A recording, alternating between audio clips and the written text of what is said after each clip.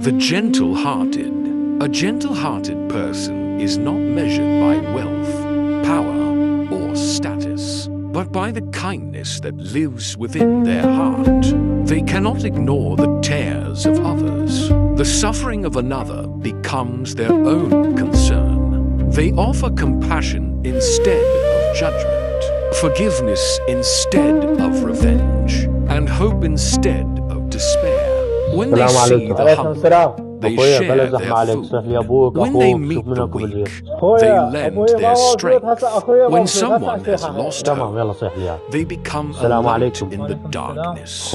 In a world often driven by selfishness, a gentle-hearted soul reminds us that true greatness is found in empathy, generosity, and love. Their legacy is not built on what they possess, but on the lives they touch and the hearts they heal. The gentle-hearted. A gentle-hearted person is not measured by wealth, power, or status, but by the kindness that lives within their heart. They cannot ignore the tears of others. The suffering of another becomes their own concern.